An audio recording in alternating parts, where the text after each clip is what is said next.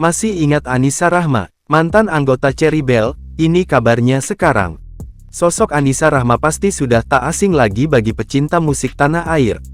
Diketahui, Anissa Rahma merupakan mantan anggota girl band Cherry Belle. Ia bergabung dengan Cherry Belle pada tahun 2010. Setelah itu, namanya kian melambung dan kerap tampil di berbagai acara televisi.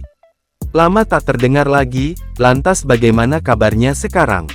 Melansir akun Instagramnya, Anissa tampak aktif membagikan potret kehidupannya.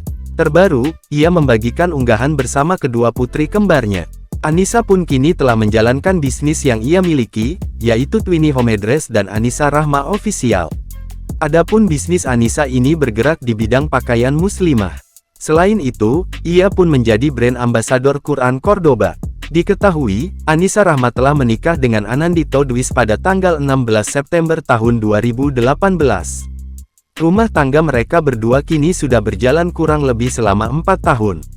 Mereka pun dikaruniai anak kembar, pada Kamis tanggal 13 Oktober tahun 2022. Anak kembar Anissa Rahma berjenis kelamin perempuan. Kebahagiaan pun tergambar jelas di raut wajah pasangan ini. Kedua anak kembar mereka bernama Alma dan Alsa. Kini Anissa Rahma dan Anandito Dwis tengah menikmati perannya sebagai orang tua. Tak segan, mantan personel Cherry Belle itu membagikan potret bersama kedua anak kembarnya.